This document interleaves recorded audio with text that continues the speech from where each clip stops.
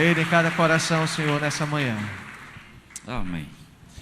Convido vocês a abrirem a Bíblia no Evangelho de Marcos, capítulo 9, página 38 do Novo Testamento, das Bíblias que estão disponíveis para vocês aí nos bancos.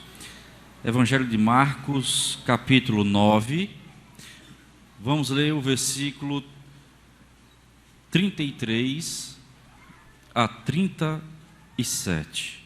Marcos, Evangelho de Marcos, capítulo 9, de 33 a 37.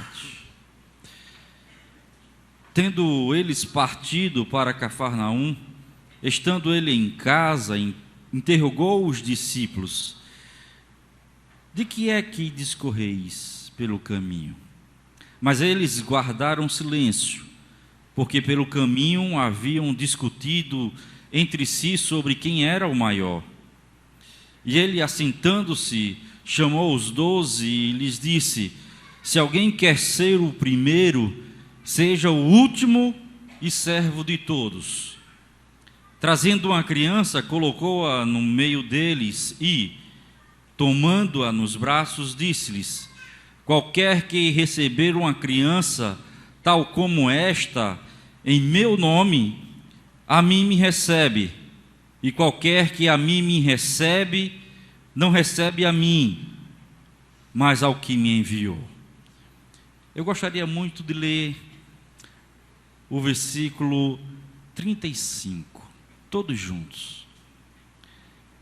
E ele, assentando-se, chamou os 12 e lhes disse: se alguém quer ser o primeiro, seja o último e o servo de todos. Amém? Este é o Evangelho do nosso Senhor Jesus. Louvado sejas, ó Cristo. Vamos ouvir mais uma música, ou cantar mais uma música, antes da mensagem desta manhã. Ainda em pé, façamos isso.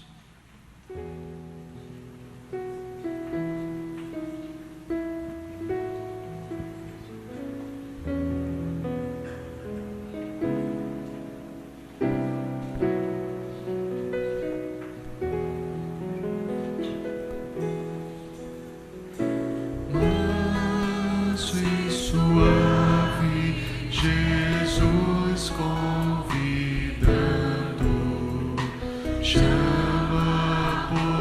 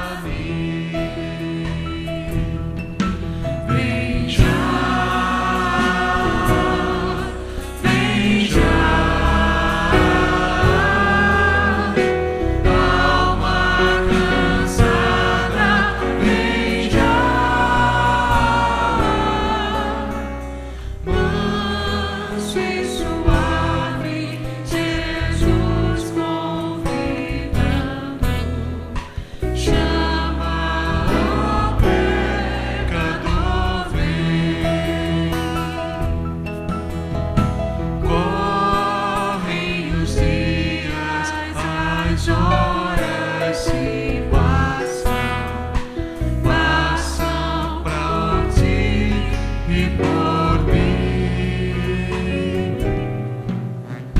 Transes de morte, por fim nos desesperam. Vem tanto a ti quanto a mim. Vem já,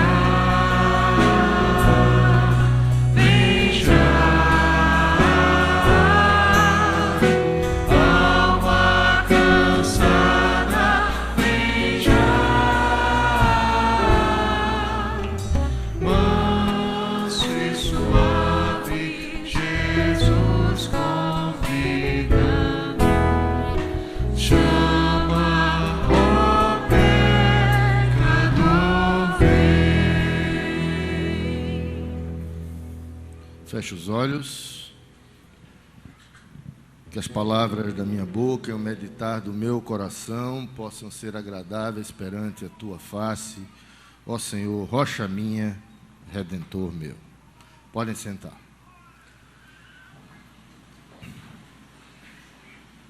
Se possível, deixe sua Bíblia aberta, o seu iPhone ligado na Bíblia, nesse trecho do Evangelho de Marcos. Porque se você fizer uma rápida avaliação dos relacionamentos interpessoais, daquilo que você ouve e vê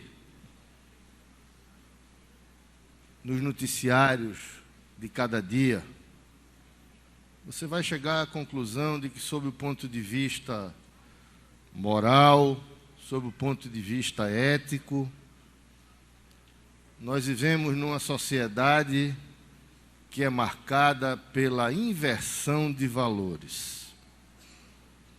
E o que é que eu quero dizer com isso?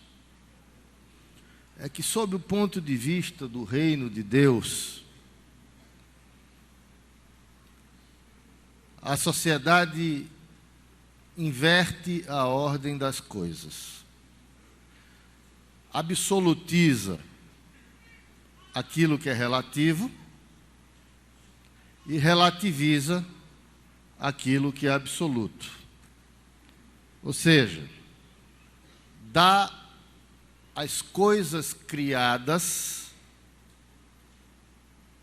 aquilo que é efêmero, passageiro, um lugar absoluto na vida, e dá aquilo que é o absoluto, que é Deus, o Criador, um lugar relativo e secundário. Isso é que é a verdadeira inversão de valores. Absolutizar coisas criadas e dar ao Criador um lugar relativo na vida. E parece que nós vivemos como parte dessa sociedade impregnados pelos valores humanos, muitas vezes esquecendo dos valores do reino de Deus, que em geral são tão diferentes dos valores humanos, tão distintos, ao ponto de alguns teólogos dizerem que o reino de Deus é um reino de ponta cabeça. Porque parece que é tudo o contrário do que a gente pensa na lógica humana. Tem valores tão diferentes, tão distintos, tão próprios, que muitas vezes, na nossa maneira de ver como seres humanos, chega até a chocar. Porque aquilo que é grande, em algumas ocasiões para nós, pode ser pequeno para Deus. Por outro lado, aquilo que às vezes é insignificante para nós, pode ter uma importância muito grande para Deus. Muitas vezes a lógica humana é contrariada quando confrontada com os valores do reino de Deus. Aquilo que o mundo aplaude, muitas vezes não impressiona Deus. Aquilo que o mundo despreza, pode ser relevante para Deus. No reino de Deus, felizes, aliás, muito felizes, bem-aventurados, são os humildes, não os soberbos, altivos e poderosos. No reino de Deus, às vezes uma lágrima tem mais importância do que gargalhadas. No reino de Deus, os que têm fome e sede de justiça são mais relevantes do que aqueles espertalhões que sobem na vida à custa da corrupção, do sofrimento alheio, da dor do outro. No reino de Deus, felizes ou muito felizes não são aqueles que experimentam os prazeres da vida de uma forma abundante, e a gente vê isso agora muito claramente no carnaval, mas os puros de coração. No reino de Deus, os importantes não são aqueles que dominam pela força, mas aqueles que conquistam pela mansidão. No reino de Deus, aquele que oprime não tem o menor valor. Importante mesmo é aquele que sabe perdoar. No reino de Deus, felizes são os que são perseguidos, e não aqueles que fazem o outro sofrer. E diante disso, eu pergunto a você essa manhã, quais são os valores que você tem cultivado na sua vida, nos seus relacionamentos com a sua família, nos seus relacionamentos interpessoais? São os valores do mundo? Ou são os valores absolutos, eternos e verdadeiros do reino de Deus? Pense sobre isso. Porque no texto que nós acabamos de ler, Jesus, de uma maneira sutil, como é peculiar a ele, nos apresenta alguns princípios que são absolutos no reino de Deus. Eu quero destacar pelo menos 3 aqui essa manhã. Em primeiro lugar, o que Jesus está querendo dizer é que no reino de Deus, diferentemente da visão humana, não há lugar, não há guarida, não há espaço para discussões do tipo quem é o maior, quem é o primeiro, quem é o melhor, quem é o mais importante. Se você lê o texto e diz, e chegando a Cafarnaum e entrando em casa, perguntou-lhes quem estavam vós discutindo pelo caminho.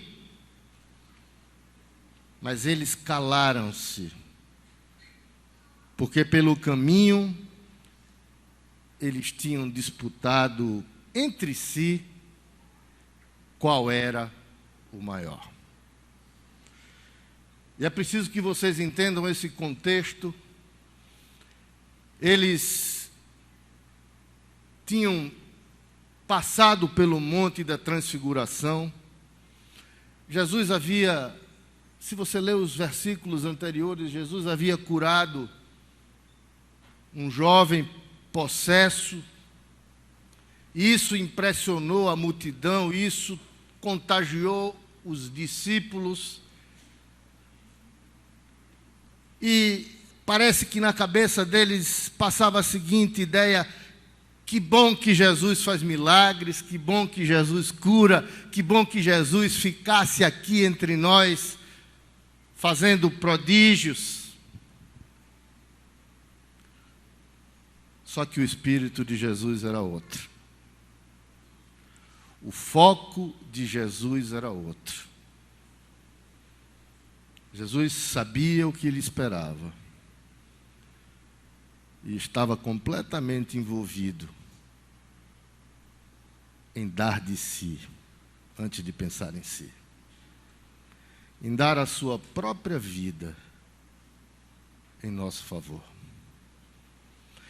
E o espírito sacrificial de Cristo naquele momento confrontava completamente com o espírito dos discípulos que estavam disputando numa hora daquelas, em hora em que a agenda do céu precisava ser cumprida, quem era o maior? Quem ia brilhar mais? Quem ia para o pódio? Quem ia receber os aplausos?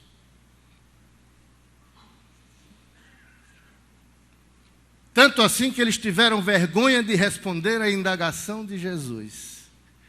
O que é que vocês estavam discutindo no caminho? E parece que o DNA dos discípulos muitas vezes está na gente também. Quantas vezes na vida a gente se pega preocupado com isso? Quem é o maior? Quem fez mais? Quem tem mais unção? Quem é o supra-sumo espiritual? Bobagem. Tolice. Quem se preocupa com esse tipo de coisa, eu afirmo, não entendeu o que é ser discípulo ainda. Porque aquele que é dono do universo, dono de todas as coisas, o Rei da glória, não julgou como usurpação ser igual a Deus, mas antes esvaziou-se de si mesmo. E nós precisamos ter o mesmo sentimento que tinha tomado conta de Cristo Jesus. É por isso que a uma multidão, Jesus certa vez disse: quer vir após mim? Negue-se. Tome a cada dia a sua cruz. E aí, siga-me. Nós somos maiores quando nós nos esvaziamos.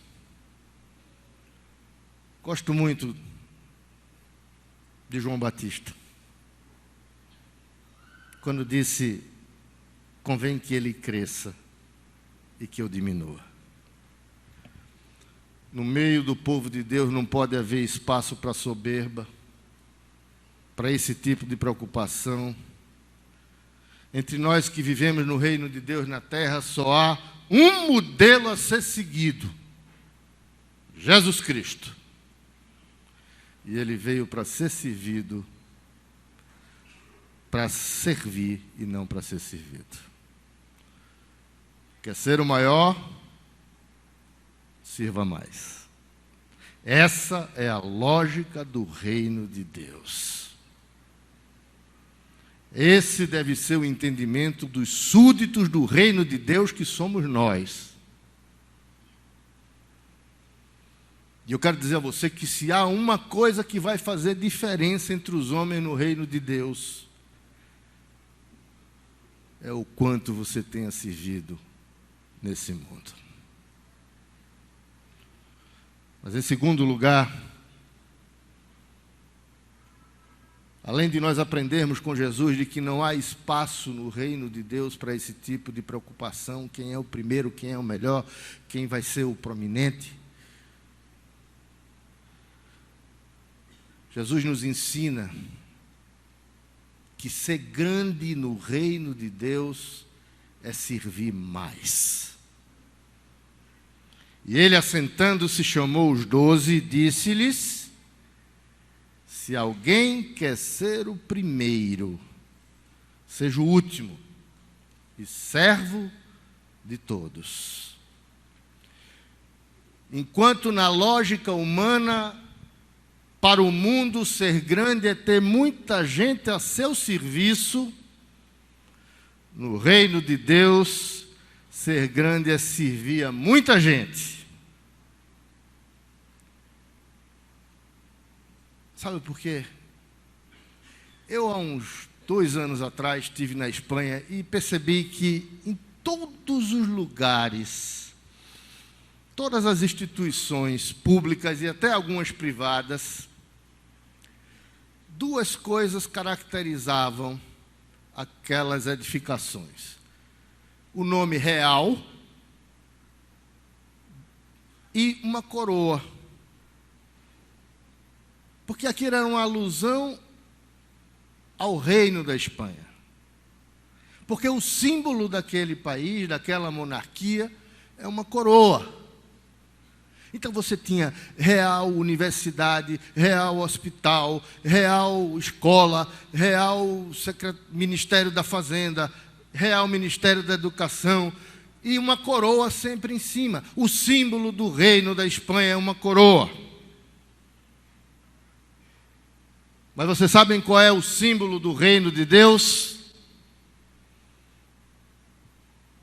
Uma toalha e uma bacia. Porque Jesus, quando leu o coração dos discípulos, deu um exemplo de humildade a lavar os pés empoeirados daqueles homens. Isso era um costume da época, mas esse era um trabalho feito por servos. E fez isso para dizer que no reino de Deus, o símbolo é uma bacia e uma toalha, e não uma coroa. A quantas pessoas você tem servido? Quantos pés empoeirados você tem lavado na sua caminhada? Quanto menor você for aos olhos dos homens, maior você será aos olhos de Deus. Quanto mais você se inclinar, mais Deus exaltará você. O reino de Deus é assim. Engraçado que Jesus não proibiu você de ser grande no reino de Deus. Pode ser. Só que o caminho para isso, sabe qual é? Servir mais. Não tem outra chance. No reino de Deus não há espaço para vaidade, para orgulho. No reino de Deus só há espaço para humildade. Por isso, hoje é o dia de você tomar uma decisão na sua vida, de que você vai sair da sua zona de conforto e que você vai servir, tomar iniciativa, ir ao encontro das necessidades humanas, sejam elas quais forem, estejam elas onde estiverem, porque no reino de Deus, ser o primeiro é ser o último. Em terceiro lugar, Jesus nos ensina de uma maneira muito sutil de que no reino de Deus os desprezados são um modelo a ser seguido. E lançando mão de um menino, Ele colocou no meio deles e, tomando pelos braços, disse-lhes: qualquer um que receber a um desses pequeninos em meu nome, a mim me recebe. E qualquer um que a mim me receber, recebe não a mim, mas ao que me enviou. Jesus traz uma criança, deliberadamente, coloca no meio dos discípulos e começa a aplicar uma lição. Eu, pessoalmente, acho lindo essa cena aqui, de nós abençoarmos as crianças, orarmos por elas, todo domingo. Só o futuro vai dizer e vai mostrar as sementes que hoje plantadas vão dar frutos. Vocês vão ver quantos frutos maravilhosos nós vamos colher desse gesto de trazer as nossas crianças para a igreja. A palavra de Deus diz: ensina a criança no caminho em que deve andar, e ainda que cresça não se desviará dele. E Deus sempre reservou um lugar muito especial nas suas alianças para as crianças. O nosso bispo sempre diz isso. Mas eu quero dizer a você que criança, para aquela sociedade da Palestina do primeiro século, não era alguém muito valorizado, não. Não tinha nenhum estatuto da criança e adolescente da Palestina, não, viu? E foi por isso que Jesus trouxe uma criança. Porque a criança não significa apenas uma faixa etária. Mas criança simboliza os desprezados, os indefesos, os desprotegidos, os puros, os verdadeiros. Criança pode representar as pessoas a quem não eram dado atenção, porque na verdade nós gostamos de ser o centro das atenções, e outras vezes também gostamos de dar atenção a pessoas importantes, e nós temos que reconhecer isso. Mas olha uma coisa, todas as pessoas são importantes, todas as pessoas merecem nossa atenção, todas as pessoas merecem o nosso amor. Deus não vê a casca, Deus vê o coração. Por isso, nunca subestime ninguém, nunca despreze ninguém. E quando eu falo disso, eu me lembro de um colega de seminário, colega médico, o general Valdir Lucena. Valdir hoje acho que mora em Brasília, mas saiu aqui da Paraíba, de João Pessoa, de uma família com recursos escassos. Foi fazer residência em cirurgia no Rio de Janeiro. E Valdir conta que acalentava um sonho desde pequeno, que era conhecer o Maracanã. Gostava de futebol. O sonho dele era ir ao Maracanã. E finalmente, quando chegou no Rio de Janeiro, parece que teve um show gospel, e era de graça. Ele disse: a minha chance de conhecer o Maracanã. E foi lá, assistiu o show, e na saída do show, ele encontrou uma senhora que vendia cocadas, Dona Maria, e que, identificando o sotaque dele de paraibano, disse: você é paraibano? Sim, sou de João Pessoa. E a Maria das Cocadas disse: eu também sou da Paraíba, moro aqui há tanto tempo e tal. E disse que Maria das Cocadas era sabida, viu? Ela vendia cocada do Vasco, do Flamengo, do Fluminense. Tinha para todo gosto. E durante essa conversa, Dona Maria pergunta: e o senhor é o quê? Não, eu sou médico. E eu vim hoje aqui conhecer o Maracanã porque o meu grande sonho era, pelo menos, entrar no Maracanã. E diz que Dona Maria vira para ele assim e diz: você quer ser médico do Maracanã? Levou um susto. Não conhecia ninguém. Não tinha nenhuma importância naquela sociedade. E uma cocadeira oferecendo para ele para ser médico do Maracanã. E Dona Maria ainda disse assim: bote seu telefone aí no pedaço de papel, que eu não sei escrever, eu sou analfabeta. Eu vou dizer, o senhor bota e me entrega. Diz que ele pegou um pedacinho de papel daquele de carteira de cigarro antiga, escreveu ali o telefone, entregou para Dona Maria, mas no coração dele disse: vou entregar só por uma questão de delicadeza, porque essa cocadeira nunca vai conseguir me botar como médico no Maracanã. Tudo bem, entregou o papelzinho com o telefone, foi para casa, colocou o telefone do hospital onde ele estava fazendo a residência. No dia seguinte chega um telefonema lá. Queria falar com o doutor Valdir Lucena. Ele foi atender o telefone. Disse: quem é? Não, disse que é o diretor do órgão que administra o Maracanã. Aí o doutor Valdir vai lá, atende o telefone.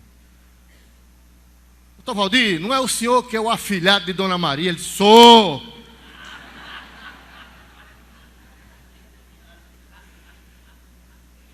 Era o diretor do órgão que administrava o Maracanã, dizendo: pois se o senhor é afilhado de Dona Maria, eu não posso negar nada a ela, ela me pediu para o senhor ser médico do Maracanã, vem aqui amanhã falar comigo.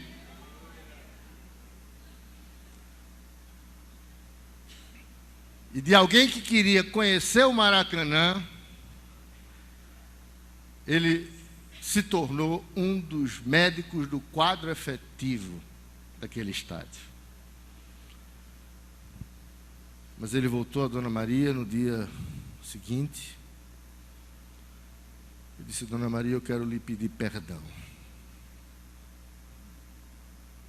porque eu lhe subestimei. E depois ele descobriu que Dona Maria mandava há 20 anos cocada para a mulher do diretor do órgão do Maracanã. E o pior, ela nem gostava de cocada. Mas isso aqui é amor, persistência.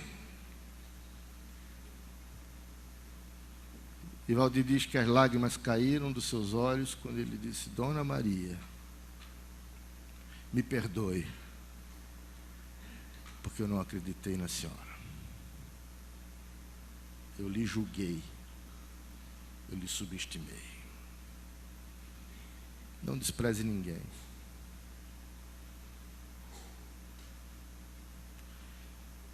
O mais desprezado, o menos valorizado, o mais pobre, o mais humilde, é importante para o reino de Deus. Foi isso que Jesus disse.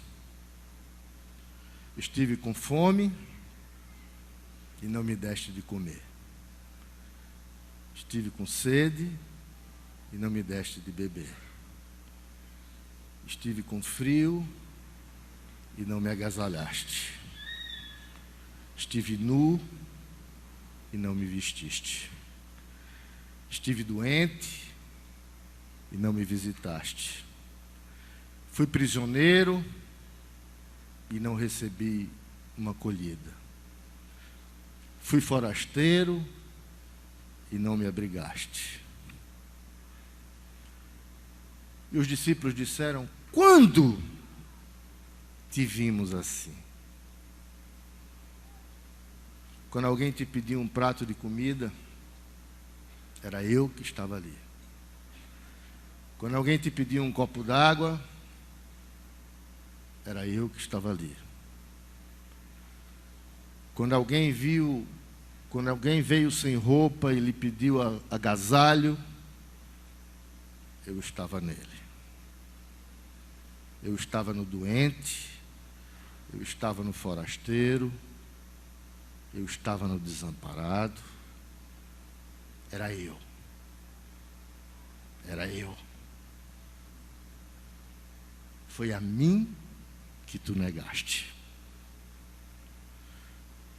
É como se dissesse: eu estou nos pobres, nos desprezados, nos humildes, nos desprotegidos, nos que sofrem,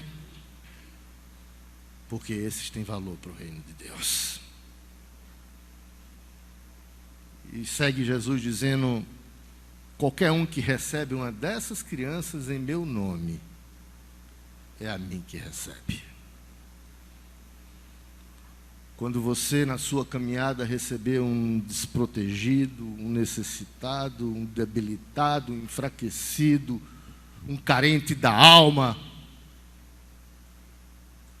porque nós não estamos falando só aqui de carência material, nós estamos falando da carência espiritual, da carência afetiva que as pessoas têm. E toda vez que você receber uma dessas pessoas desprestigiadas, desprotegidas, enfraquecidas pelas lutas, é a Jesus que você está recebendo. E sabe o que eu acho engraçado? Ao longo de toda a história, nesses 21 séculos, as pessoas se preocuparam muito em retratar o rosto de Jesus. Cada período da história retratava com uma certa tendência. Mas todo mundo queria retratar o rosto de Jesus, e nós sabemos que o rosto de Jesus era absolutamente comum para o judeu do primeiro século, tanto assim que quando Judas precisou entregar, disse: aquele a quem eu beijar, porque ele era tão igual que precisou de um símbolo, de um sinal para ser identificado. Mas se você quiser conhecer o rosto de Jesus, não precisa se preocupar em estar pintando imagens, porque sabe onde é que você vai ver o rosto de Jesus? No rosto dos necessitados. Esse é o rosto de Jesus. No rosto dos desprotegidos, dos carentes, dos doentes da alma, dos doentes da mente, dos doentes físicos. Aí você vai ver o rosto de Jesus. Esse é o reino de Deus. Esses são os seus valores. Olha aqui para mim. Quais são os valores que você tem abraçado e cultivado na sua vida até hoje?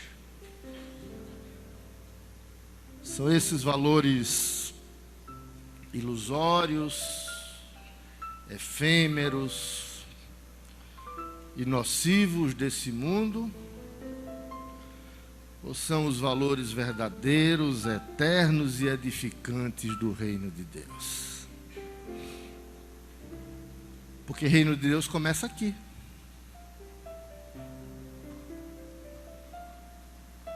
Você e eu fomos comprados pelo maior de todos os preços, pelo sangue de Jesus Cristo, para sermos súditos desse reino, para abraçar esses valores, para buscar santidade, para ser parecido com Cristo, para viver em paz com semelhantes. Não gaste seu tempo, suas energias, seus talentos, buscando ser o primeiro, o mais importante, o maior. Você quer ser grande no reino de Deus? Primeiro, seja radical contra uma única coisa: contra o pecado. Depois, sirva mais e sirva melhor.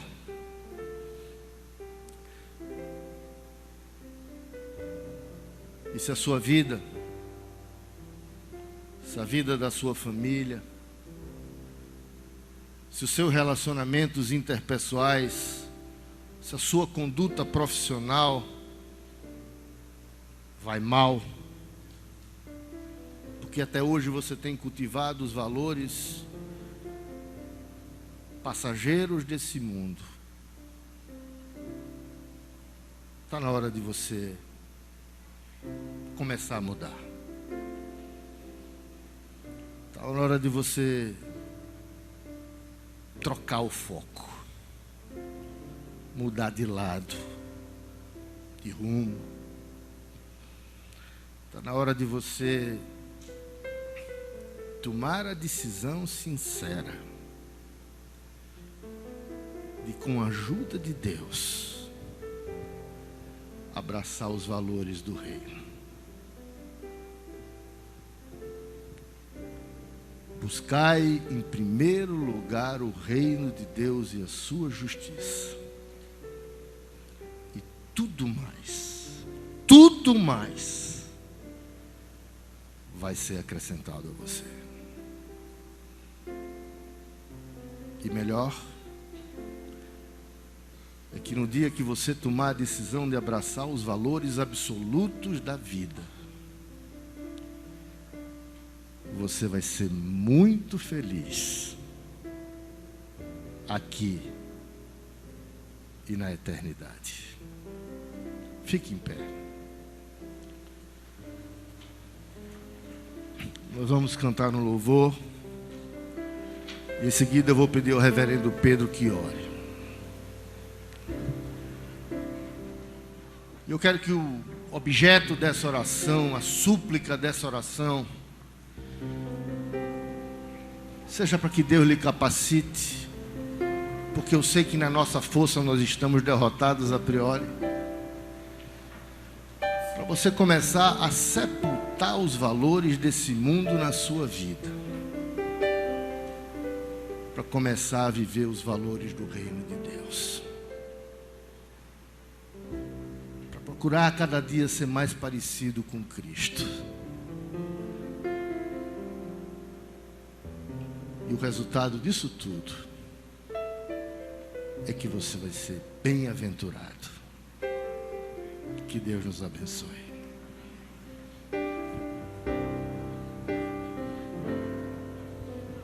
Tudo a Cristo a ti entrego, tudo sim por ti darei, resoluto, mas submisso, sempre, sempre seguirei. Tudo entregarei, tudo entregarei.